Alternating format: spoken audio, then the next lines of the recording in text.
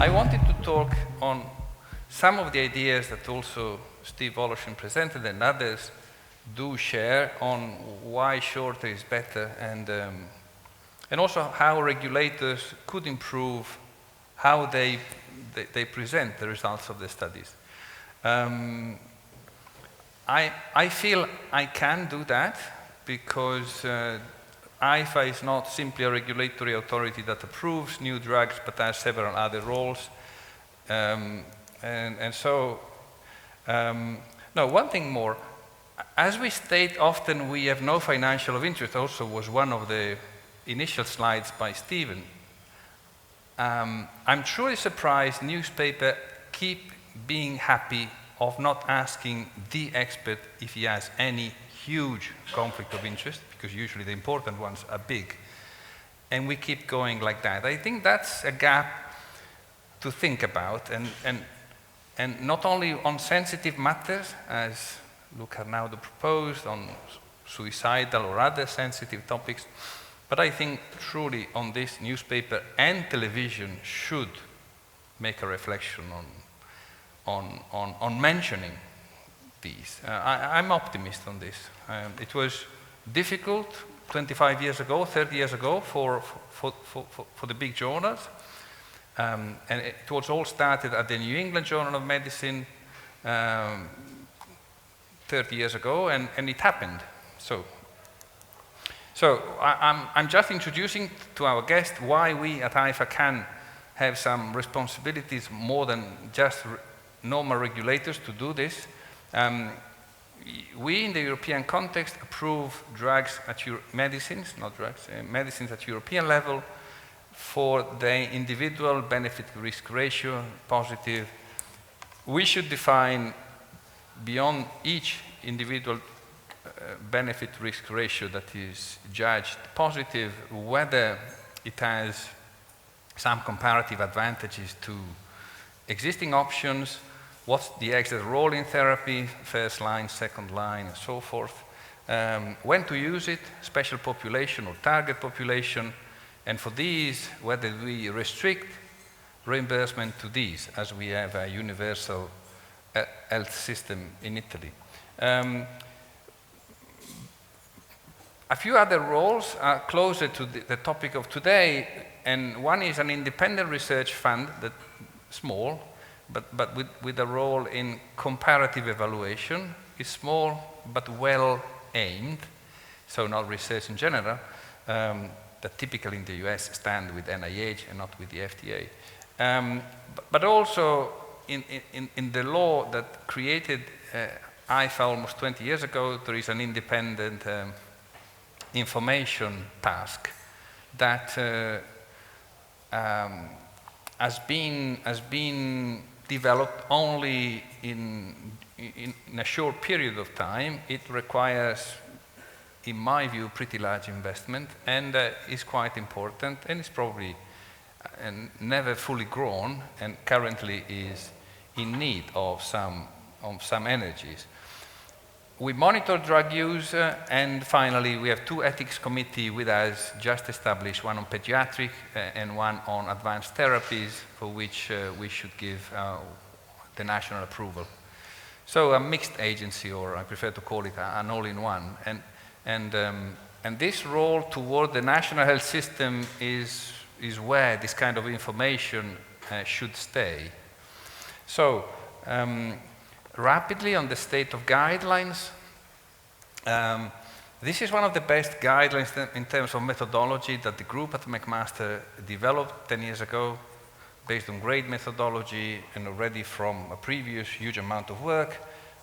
Just let me underscore that they produced 600 recommendations, 1,000 pages, and also wondered if many readers could respond to this overwhelming volume of well summarized evidence. So the issue is there, and best methodology are aware of the complexity of sipping, criticizing available evidence, and deciding for recommendations well done. Also in Europe, we are a pretty large format. This is atrial fibrillation. In a very good effort in the last 10 years, the level of production has moved from the local level to the European one when possible, and I think this is a big step forward. But these guidelines, published I think a year or two ago, have an index of several pages, and again, are more than 100 pages to read for just a pretty well-known syndrome that has various options, but not easy to go. At the BMJ, they used to say that when you don't have time, you write something long. And it's not always so. And also Stephen acknowledges always that at the FDA, there is a mine of information down there in the hundreds of pages that have been elaborated by the agency. So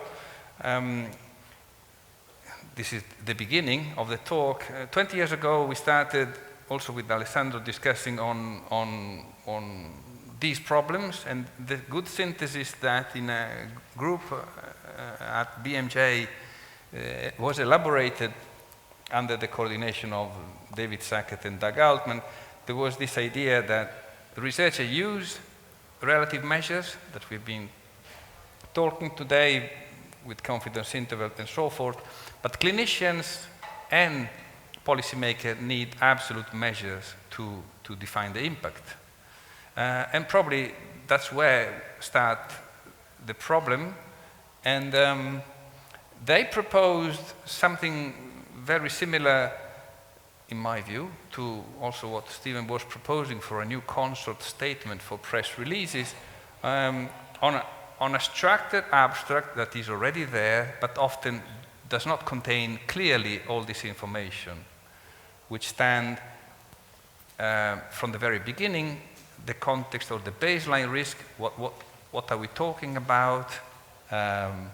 This was a new antibiotic called wondermycin, better than penicillin, reducing mortality by 20%, so moving it from 10 to 8%. That's the actual figures, 10 to 8, 2% absolute, 20% relative. Plus the NNT, that is something only the English or people that use baseball or cricket do like. We don't understand NNT, sorry to say. We like natural frequencies. Out of 100 patients, how many? But it's the same. And the cost implication, we don't like to call about cost. And also IFA is an ugly instrument to control drug expenditure because we like to spend a lot. And Anglo-Saxons tend to be more open, either because the system, highly fragmented in the US, has high co-payment, so you have an idea at least of the co-payment. We don't have co-payment. And in the UK, it's been quite common to reason on this. It could be quite important to convey the idea that we need these three sets of information that also this morning was presented with the nice examples of the prices at the shop level that I never thought about. So three elements, the context and the baseline risk, but also the context is important. Let us think about the emergency in the last 2 years is a special context. You have to decide tomorrow something that has implication for the whole of society, very different from individual doctor-patient relationship.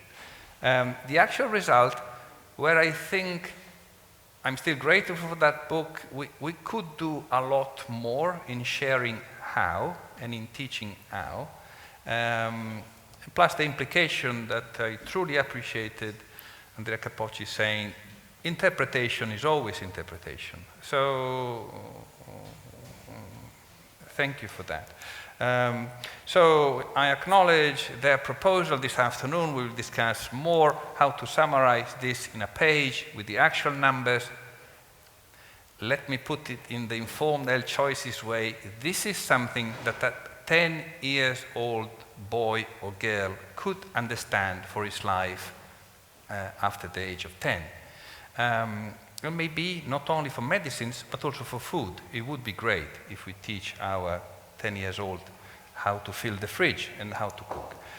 However, it was quite revolutionary in my view that the New England improved their graphics and displays and summaries for many reasons. There's never been the most interested journal in this kind of thing, and the fact that they did is a sign of investment in the right direction, in my view. These are summaries that are an excellent, how to say, start or sign of interest of major journals. This is JAMA doing something similar, or we can then have preferences. I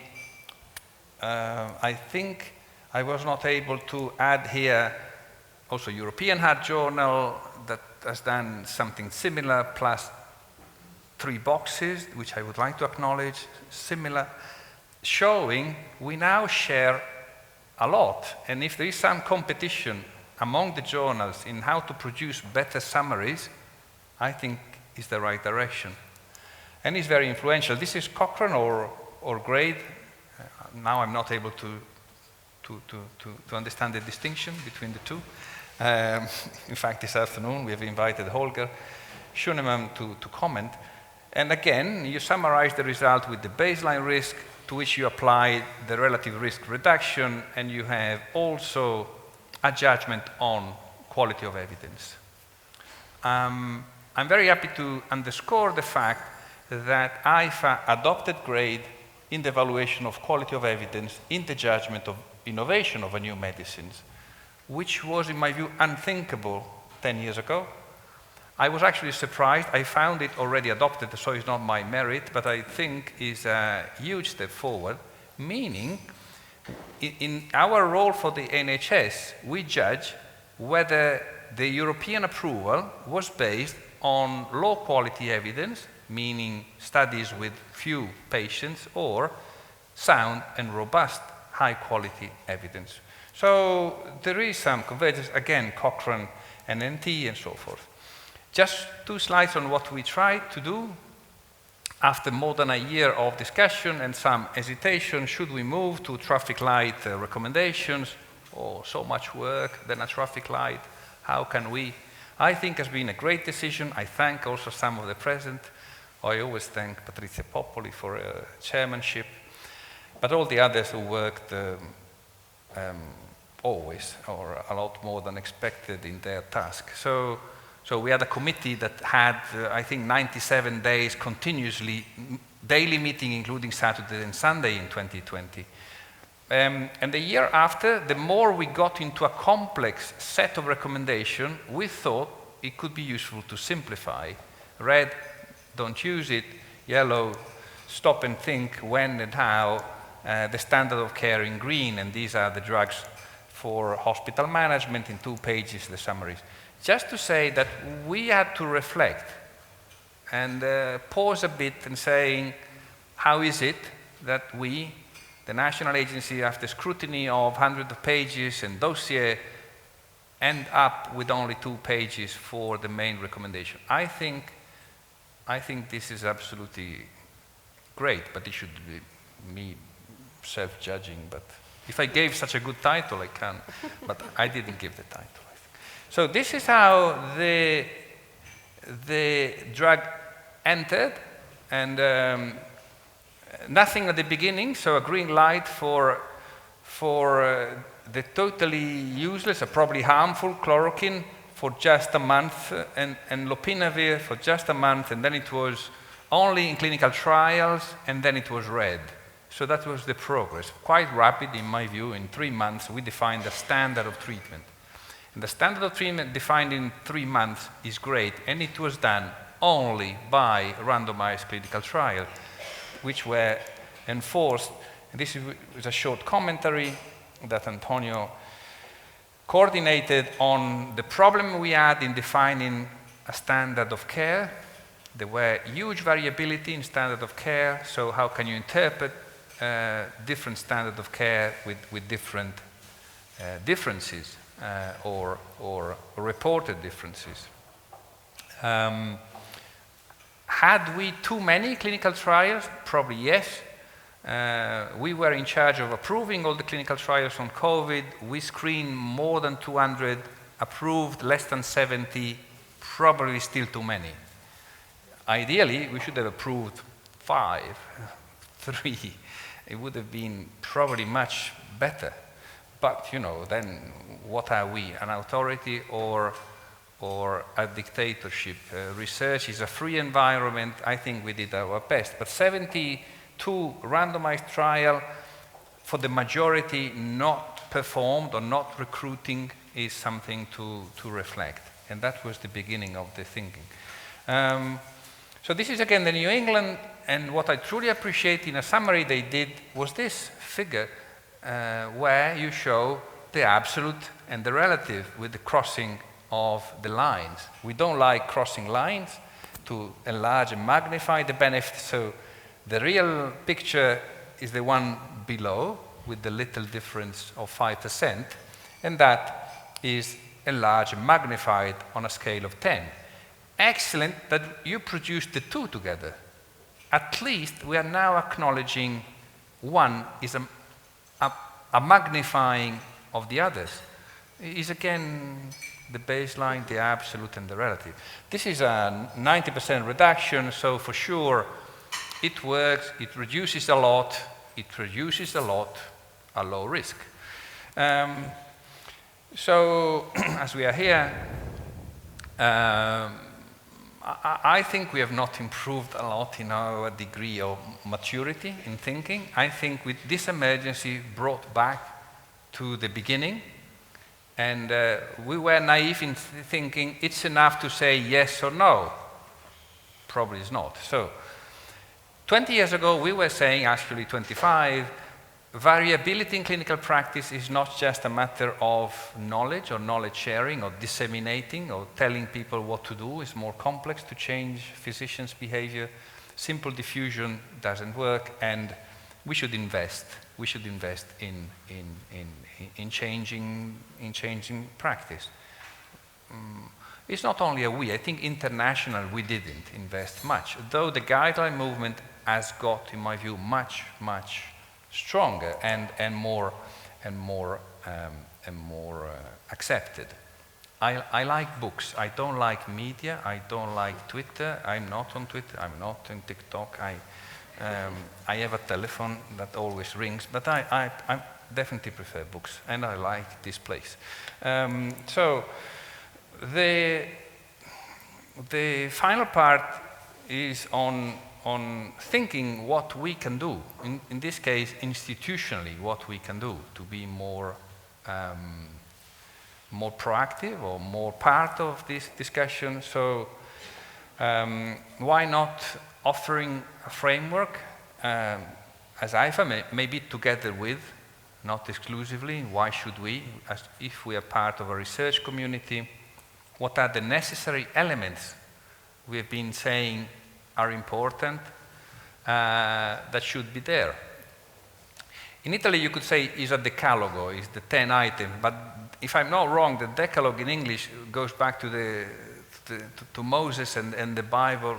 I would stay out of religion, though here we are in. So I'm the right place. Okay, so I think I can move on. I still like the place, and I was aware it is a university, actually San Tommaso, so I'm informed. I have, among my books, I have San Tommaso. Critical thinking. Yeah, no, I admire Joyce. He was educated, like I'm trying to recover. Like Anthony Fauci by the Jesuit, here is the house of the Jesuits, and so forth. So, and even think if it can help, we could also publish as IFA a template if this gives more visibility to a common investment, as it should be something that many researchers have tried, some journals have tried, and we have partially achieved what we would like to see there. So,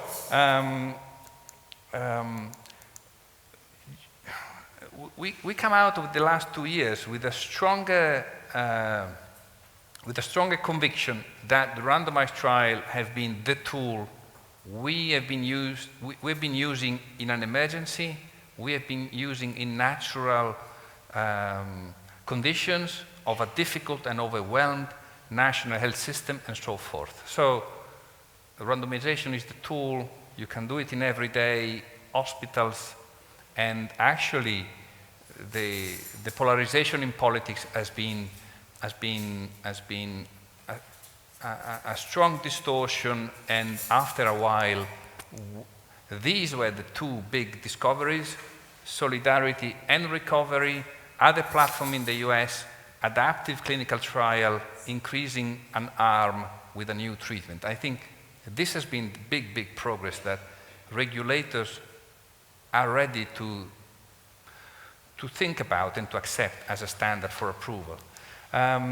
We promoted 4 comparative studies among the various monoclonals, which I think that with the little fund we have was a good push to perform studies to compare the available monoclonal. One will be published soon, comparing the monoclonals available during the first wave, showing differences, and one still ongoing that is showing no difference among the actual available ones. So why not a decalogue that has also an ethical value, ethical in terms of being shared also by the media? Why not? Do we have that potential influence? I'm not sure. If we could, let's think about it maybe together. And the decalogue, if there have to be 10, is there. The context, population, how did you select the patients, the results, baseline risk, absolute difference, relative difference, risk arms, implication, relevance and generalizability, and the costs. You can omit the costs. They are not relevant for the choices when the national health system pays, but someone pays. Finally, I think there are great ideas, truly great ideas, the informed health choices and I would hope even 5 hours or 10 hours for 10, 12 years old children, and a consult statement for press release, and maybe also abstract could be great. And if there is a group and we can be part of, great. We were part of the initial consult in Ottawa. So I conclude just to share this important paper, not because Holger is with us in the afternoon, but because I think it's a great idea to think there is an ecosystem. Ecosystem means animals and vegetables working together, and be part of it. It's the right place where to think about. So this is the graphic they made. I think they worked a year or 2 to produce this. It's also animated. Sorry, they gave it to me, so it's original. It goes through the great process and so forth. But for the first time appear the regulators. So I told Holger, okay, now you are aware there are also regulators, because years ago Cochrane was the only entity they could think about. Then GRADE promoted guidelines at many levels and so forth. However, the graph, in my view, is wrong, because regulator cannot be down, they come first and should be higher, not because it's me, but because we do the HTA work, do it initially at the approval level, and sometimes have some unpublished data that are interesting, sometimes tricky to handle, and should be more shared, or as shared as possible. Plus, coverage decision in a normal country come together with the approval. So it cannot be there, as you can see. I didn't do much, I did a couple of boxes. But it can be good to move it around, and also this afternoon, we can be discussing with Holger this. I think this goes to WHO. guideline production level. And again, I think also during COVID, the acknowledging and respect of the technical agencies, including WHO, has been fundamental. So I conclude, there are 3 different chapters that are part of the same environment or ecosystem. The clinical research, the clinical trials, and the publication have been well established in the last 20 years. Let's publish the protocol, let's publish all the outcomes, avoid fragmentation, publication bias. The guidelines are now much more mature than 20 years ago, that lacked methodology and so forth. Still, education and medical congresses are a wild area, so I think the clinical trial and publication is pretty well in order, with good rules coming from major journal till regulators. The guidelines, I think we can do more and look for better formats, and probably acknowledge the most important guidelines as a reference tools, though we know there is a plethora of guidelines out there. But the medical education part is something to be probably more regulated and become part of the ecosystem. Such an event, what it is, I think it's part of this ecosystem. So I conclude, I think there is a bit optimist. There is an important convergence in methods of the main actor developing recommendations, mostly adopting grade and Cochrane criteria from systematic review to quality of evidence, which was not the case 20 years ago or even 10. The idea of an ecosystem, in my view, could help, if well interpreted, in involving all the various actors, from regulators to specialty society, in feeling part of the same research community. IFA can be interested in investing optimally with the national health system and the regional health systems to develop initiatives in independent information and communication. And let's think about a decalogue or good principles also for the media and journals. I don't think the information, it was also a remark before, I think information is one, and the idea of differentiating a lot is not anymore there. And if we can help with a template, I concluded with esempi, that is Italian, for examples. Sorry, Stephen, for the last word. Thank you very much.